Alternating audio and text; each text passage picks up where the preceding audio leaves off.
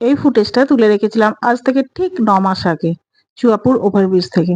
তখন এই Chuapur ওভারব্রিজটা under construction ছিল।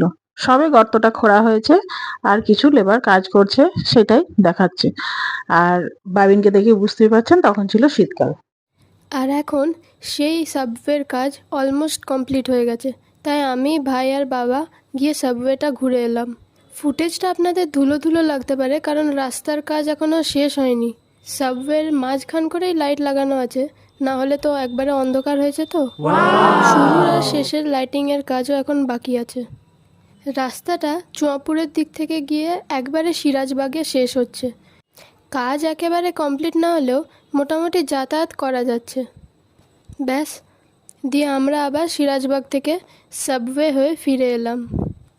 যারা বহরমপুর থেকে ভিডিওটা দেখছেন তারা কমেন্ট করে জানান কে কে এই আন্ডারপাস ভিজিট করেছেন আর কে কে করেননি, সেটাও জানাবেন কিন্তু।